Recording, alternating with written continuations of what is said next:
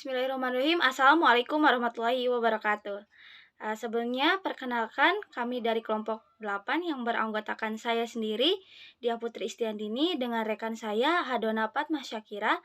Di sini kami akan mencoba menjelaskan mengenai materi himpunan terbuka dan himpunan tertutup. Oke, untuk mempersingkat waktu, kita langsung saja masuk pada materi. Materi pertama yaitu mengenai himpunan terbuka yang akan disampaikan oleh saya sendiri, dan materi yang selanjutnya himpunan tertutup akan disampaikan oleh Hadona Fatmah Syakira. Nah, sebelum kita masuk ke materi, kita itu perlu tahu teori himpunan itu ditemukan oleh siapa. Jadi, teori himpunan itu ditemukan oleh George Cantor, dijadikan landasan semua cabang matematika. Nah, himpunan sendiri itu terbagi menjadi beberapa. Yang pertama itu ada himpunan terbilang, countable, dan tak terbilang, uncountable. Ada pula himpunan berhingga, finite, dan tak berhingga, infinite. Nah, adapun contoh dari himpunan tak berhingga yaitu seperti bilangan asli, bilangan caca, bilangan genap, bilangan ganjil, bilangan rasional, dan bilangan irasional. Nah, himpunan tak berhingga tetapi terbilang disebut denumerable, dan tak berhingga dan tak terbilang disebut non-denumerable. Contoh, himpunan kosong terbilang terhingga. Himpunan n atau bilangan asli terbilang tak berhingga. Himpunan A 1, 2, 3 terbilang berhingga. Nah, himpunan terbuka pada himpunan bilangan real R adalah interval terbuka A, B. Nah, untuk himpunan terbuka sendiri itu diberi tanda kurung yang seperti itu, bisa dilihat di layar. Begitupun dengan himpunan tertutup itu beda tanda kurungnya. Kalau misalnya yang himpunan tertutup itu kurungnya kurung siku. Nah, himpunan tertutup batas A sampai B dengan A dan B elemen dari R. Nah, adapun interval yang di sini itu memakai dua tanda kurung. Ada yang kurung seperti himpunan terbuka dan ada yang kurung seperti himpunan tertutup. Nah, untuk itu sendiri itu bisa dikatakan himpunan tidak terbuka dan himpunan tidak tertutup. Definisi 8.1. Dalam definisi 8.1 itu terdapat dua pernyataan. Yang pertama yaitu himpunan G subset R dikatakan terbuka di R jika untuk setiap X elemen G terdapat persekitaran V epsilon X sedemikian sehingga V epsilon X subset dari G. Yang kedua yaitu himpunan F subset di R dikatakan tertutup di R jika komplement F yaitu F pangkat C ditulis terbuka di R. Nah, adapun dengan kata lain yaitu yang pertama G subset dari R himpunan terbuka jika untuk setiap X elemen G. Nah, bisa kita lihat persekitarannya itu V epsilon X sedemikian sehingga V epsilon X subset dari G. Nah, persekitarannya itu ada epsilon X terhadap X itu subset dari G. Nah, tentu itu tuh harus lebih besar dari 0. Sedemikian sehingga interval batasnya itu X means epsilon X sampai X ditambah epsilon X subset dari G.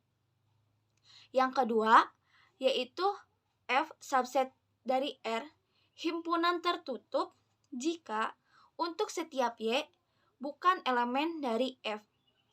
Nah, di sini subsetnya ada bukan subset. Di sini ada persekitarannya itu yaitu ada epsilon Y. Nah, di sini kita menggunakan Y agar tidak sama dengan yang di atas. Jadi ada epsilon Y itu harus lebih besar dari 0. Sedemikian sehingga karena di sini yang akan ditunjukkan itu himpunan tertutup dengan komplement F terbuka, maka kita akan menggunakan F irisan dengan persekitaran Y means epsilon Y sampai Y ditambah epsilon Y sama dengan himpunan kosong. Oke, kita langsung masuk ke contoh soal. Nah, untuk contoh soal yang pertama yaitu misalkan himpunan G X elemen bilangan real sedemikian sehingga dengan batas X lebih besar dari 0 dan lebih kecil dari 1. Apakah himpunan terbuka? Oke, kita langsung jawab saja. Langkah yang pertama itu kita ambil X elemen G itu sebarang. Akan tetapi meskipun sebarang, karena di sini intervalnya X lebih besar dari 0 dan lebih kecil dari 1, maka X elemennya itu 0 dan 0 sampai 1. Nah, untuk yang kedua yaitu kita pilih epsilon X sama dengan minimum. Nah, X per 2. Kenapa X per 2? Karena di sini X itu lebih besar dari 0, sudah jelas, jadi X per 2. Dan 1 means X per 2. Kenapa? Karena lebih kecil dari 1, itu 1, X-nya itu kita pindah ke ruas kanan, jadi 1 means X per 2. Nah, karena di sini ada 2 epsilon, nah epsilon yang pertama yaitu X per 2 dan epsilon yang kedua yaitu 1 per X per 2. Itu means X per 2. Nah, kita akan buktikan terlebih dahulu epsilon yang pertama yaitu X per 2. Nah, jika epsilon X sama dengan X per 2, maka di persekitaran itu ada batas kiri yaitu X means epsilon X sama dengan, nah kita tinggal masukkan saja X dikurangi epsilon X-nya itu kita ambil yang pertama yaitu X per 2 sama dengan X per 2. Nah, X dikurangi X per 2 itu hasilnya X per 2 lebih besar dari 0. Kenapa lebih besar dari 0? Karena di sini sudah jelas. Nah, X per 2 itu akan selalu positif dan hasilnya lebih dari 0. Itu kita namakan sebagai persamaan 1. Nah, karena X per 2 itu lebih kecil dari 1 means X per 2, atau juga kita bisa tuliskan batasnya itu 0, bisa tuliskan batasnya itu X lebih besar dari 0 dan lebih kecil dari 1 per 2. Kenapa? Nah, yang pertama itu karena X per 2 lebih kecil dari 1 min X per 2. Nah, kita itu bisa, nah yang pertama itu kita bagi masing-masing kedua ruasnya itu dengan 2. Jadi didapat X lebih kecil dari 1 means X. Kemudian kita untuk kedua ruasnya itu kita tambahkan dengan X. Jadi 0 lebih kecil dari 1. Kemudian kita bagi dengan 2 lagi, maka akan dapat hasilnya itu X lebih besar dari 0 dan lebih kecil dari 1 per 2. Nah, dari hasil di atas itu, maka untuk ruas kanannya itu X ditambah epsilon X sama dengan X ditambah X per 2 sama dengan 3 per 2X. Nah, kita konversikan X yang kita dapat di atas yaitu X sama dengan 1 per 2. Nah, dengan 3 per 2X yaitu 3 per 2 dikali 1 per 2 yaitu sama dengan 3 per 4. Nah, dan 3 per 4 itu lebih kecil dari 1. Nah, yang untuk itu kita namakan ini sebagai persamaan kedua.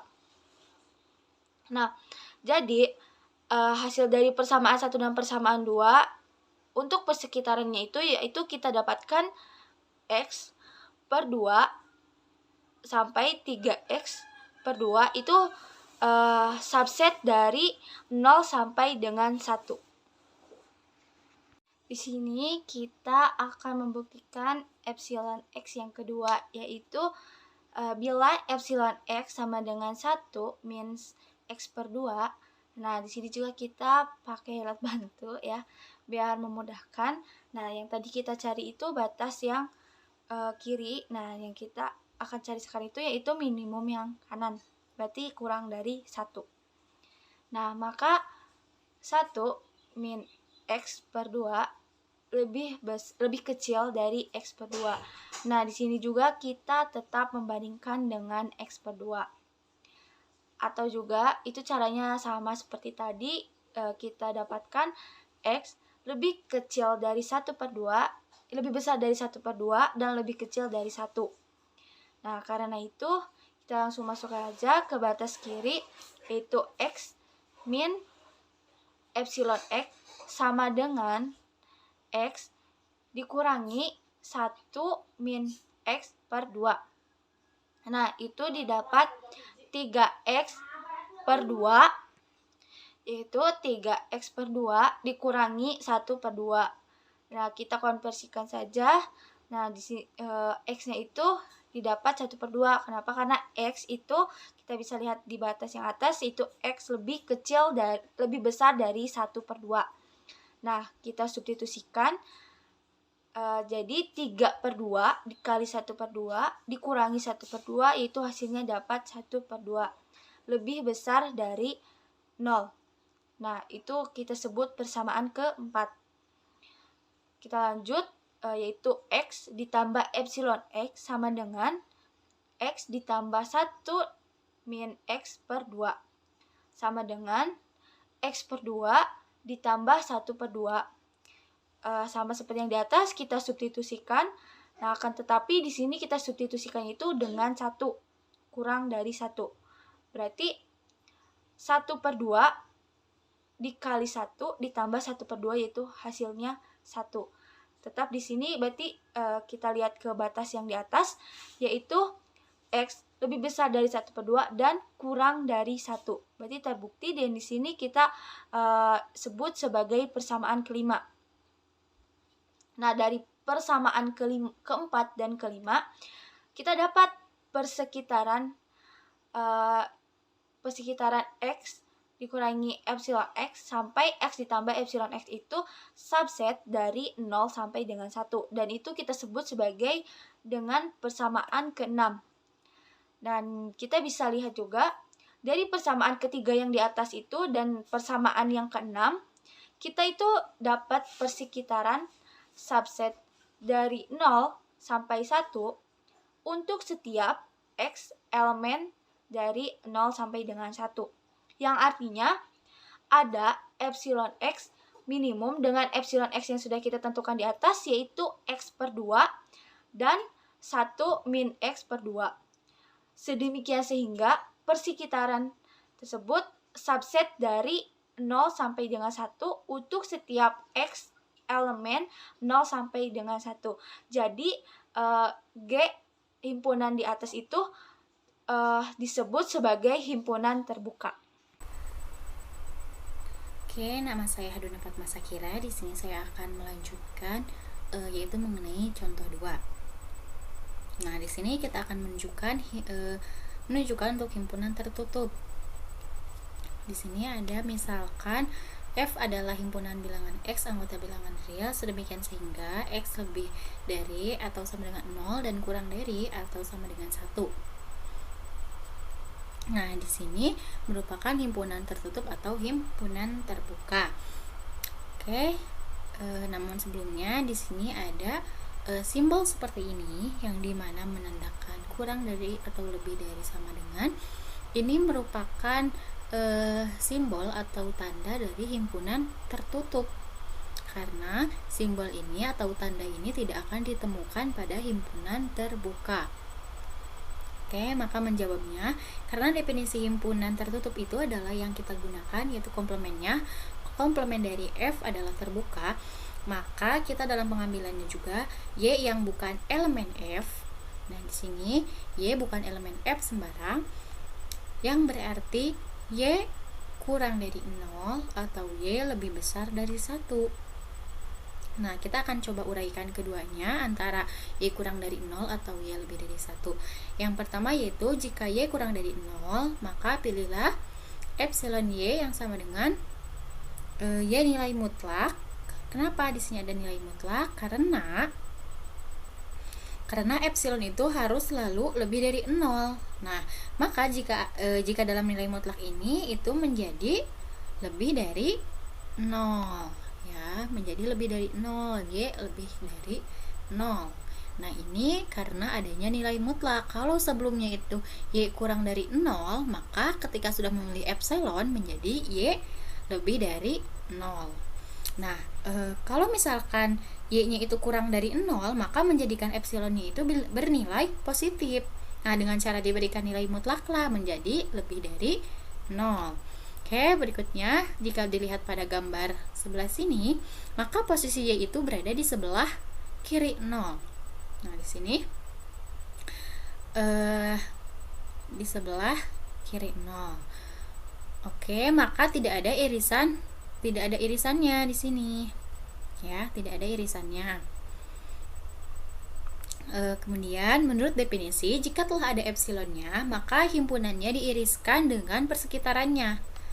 Nah, di sini akan jadi himpunan kosong atau tidak. Ini yang dinamakan persekitarannya.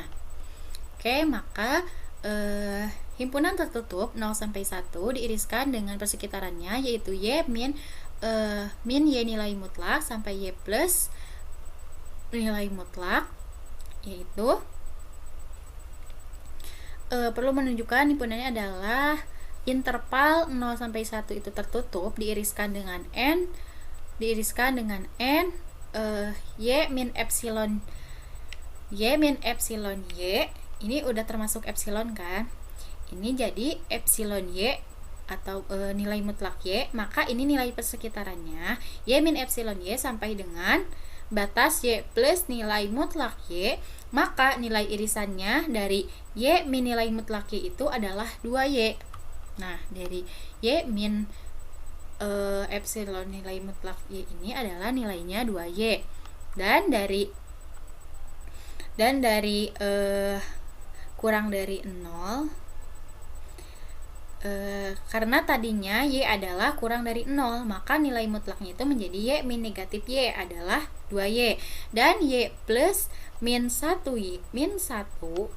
yang ini nilai mutlaknya adalah 0. Nah, maka di sini kita dapatkan dari irisan interval 0 sampai 1 atau 0 sama dengan 1 diiriskan dengan 2Y sampai 0 yang menghasilkan himpunan kosong. Nah, di sini nolnya itu tidak masuk atau bukan merupakan titik klasternya, atau karena kurungnya itu kurung biasa, maka tidak masuk sebagai elemen. Maka irisannya berarti adalah himpunan kosong dan itu merupakan bukan dari elemen himpunan F. Nah, ini bisa dikatakan dengan pernyataan 1. Nah, dengan cara yang sama kita akan menunjukkan Y kurang dari 1, Y lebih dari 1. Jika Y lebih dari 1, dipilih epsilonnya sama caranya dengan yang tadi untuk membuat lebih dari 0. Nah, ini. Oke, jadi buat menjadi bentuk lebih dari 0, maka epsilon Y itu adalah dengan mengubah bentuk Y lebih dari 0, yaitu menjadi Y min 1 lebih dari 0. Nah, seperti ini, epsilonnya diubah menjadi Y min 1 lebih dari 0. Nah, maka epsilon Y-nya itu adalah dengan yaitu masing-masing dari ruasnya itu dikurangi dengan min 1. Nah, jika digambarkan di sini bisa dilihat posisi Y di sebelah kanan dari 1. Posisi Y di sebelah kanan dari 1. Tidak ada irisan batas Y tersebut. Nah, sekarang kita iriskan, yaitu interval tertutup 0 sampai 1 diiriskan dengan N atau diiriskan dengan Y min epsilon Y min 1, Y min epsilon Y min 1 sampai Y plus epsilon Y min 1.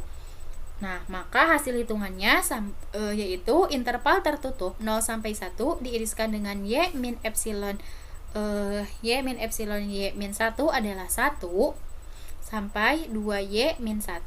Ternyata ini juga merupakan sampai 2Y min 1, yaitu ini juga merupakan himpunan kosong yang dimana bukan merupakan elemen dari himpunan F tersebut. Nah, ini bisa dikatakan dalam pernyataan 2.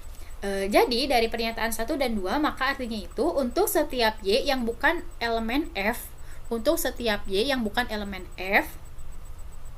nah maka ada epsilon Y yang lebih, maka ada epsilon Y yang lebih besar dari 0 atau lebih dari 0. Nah, epsilon di sini itu yang bergantung kepada Y. Sedemikian sehingga bentuk umumnya himpunan F diiriskan dengan persekitarannya, yaitu persekitarannya itu Y min epsilon Y sampai Y plus epsilon Y, yang artinya atau menghasilkan himpunan kosong juga. Nah, jadi menurut definisi F di sini adalah himpunan tertutup. Nah, seperti itu, semoga bisa dipahami. Selanjutnya, di sini ada teorema 8.2 mengenai sifat himpunan terbuka.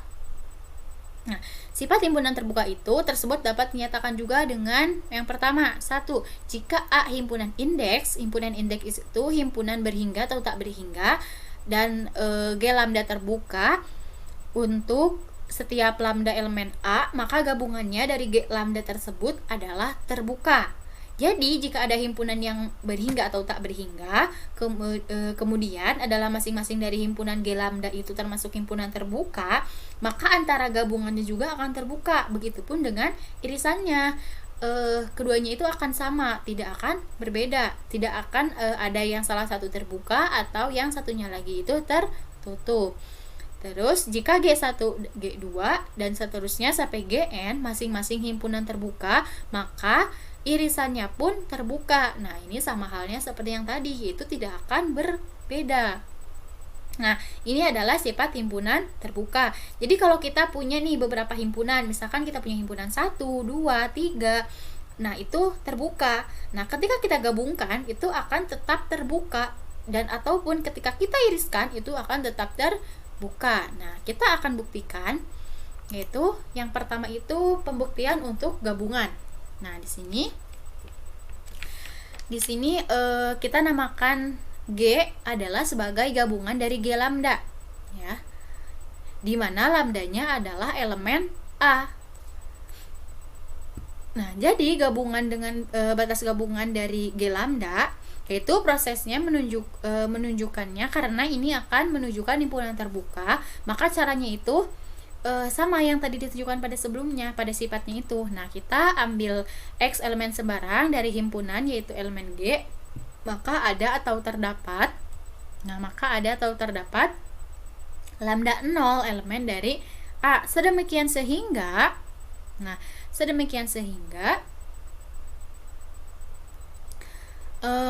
X elemen dari G lambda itu 0. Nah, ini X G lambda 0. Terus karena G lambda 0 terbuka, maka ini diketahui, maka menurut definisi terdapat V epsilon X merupakan subset dari G0 merupakan subset dari G. Nah, di sini cukup ditunjukkan dengan persekitaran merupakan subset dari himpunannya, yaitu dengan mengambil X epsilon elemen secara sebarang. Nah, jadi terbukti bahwa untuk setiap elemen G terdapat V epsilon X subset dari G. Nah, seperti ini berarti G sama dengan gabungan G lambda adalah himpunan terbuka. Nah, ini memenuhi sifat yang pada di teorema 8.2 tadi. Nah, kita akan buktikan pada pembuktian kedua, yaitu mengenai irisannya. Nah, di sini ada H. Ya, kita pun sama, biar penulisannya itu tidak terlalu kompleks, ada lambang dan notasi irisan, kita sebut dengan H saja. Nah, H adalah irisan dari GI, di mana I sama dengan 1 sampai dengan N. Akan ditunjukkan bahwa H adalah himpunan terbuka. Nah itu ambil sebarang X elemen H sebarang, maka X yang diambil juga ada di elemen GI. Nah, yang dimana I sama dengan 1, 2, dan seterusnya sampai N. Nah, lalu kemudian karena X elemen GI, maka kita bisa urai untuk I-nya. yaitu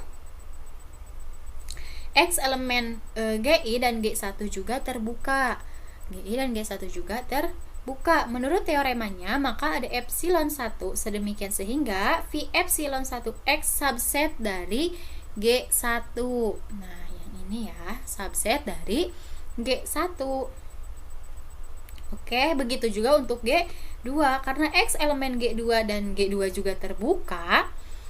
Nah, di sini maka ada epsilon 2 lebih dari 0 sedemikian sehingga V epsilon 2 X subset G2.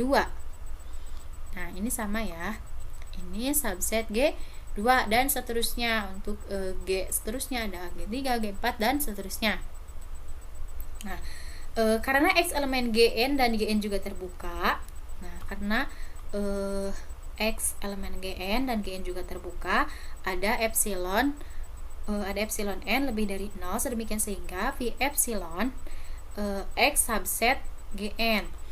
Nah, maka kita sebut epsilon minimum. Kenapa disebut dengan epsilon minimum? Karena dari beberapa epsilon yang ada, yaitu epsilon 1, epsilon 2, epsilon seterusnya sampai epsilon n, yaitu kita ambil yang minimumnya. Jelas semua epsilon ini lebih dari 0. Nah, sehingga V epsilon X adalah subset dari V epsilon I, yang dimana I sama dengan 1, 2, seterusnya sampai N. Akibatnya, V epsilon X subset dari H dengan H adalah irisan dari GI. Jadi, bisa ditarik kesimpulan bahwa irisan dari GI juga himpunan terbuka. Nah, pada teorema 8.2 ini, pada sifat ini, jika ada himpunan terbuka atau beberapa himpunan terbuka, maka gabungannya pun adalah himpunan terbuka. Begitu juga dengan irisannya. Nah, itu tidak akan berubah, tidak akan menjadi pencampuran antara misalkan ada satu yang himpunnya terbuka lalu irisannya tertutup. Nah, itu tidak akan kalau melihat dari teorema 8.2 ini. Semuanya itu akan sama. Jika gabungannya terbuka, maka irisannya pun akan terbuka. Oke, selanjutnya yaitu ada akibat 8.3 atau teorema 8.3. Nah, di sini yang pertama, jika A himpunan indeks berhingga atau tak berhingga dan G lambda tertutup untuk semua yang pertama, jika A himpunan indeks berhingga atau tak berhingga dan G lambda tertutup untuk setiap lambda elemen A, maka gabungannya adalah tertutup.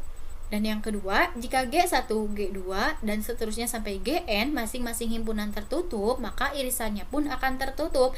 Nah, di sini saya tidak akan uraikan kembali karena sama dengan pembuktian pada teorema 8.2. Nah, di sana pada pembuktiannya itu langkah dan caranya itu sama. Jadi, jika gabungannya tertutup, maka irisannya pun tertutup. Dan sebaliknya. Jadi, tidak akan ada yang gabungannya terbuka dan irisannya tertutup ataupun sebaliknya. Oke, terima kasih. Saya kembalikan kepada moderator. Terima kasih sudah menyaksikan video kami. Kurang lebihnya kami mohon maaf. Wassalamualaikum warahmatullahi wabarakatuh.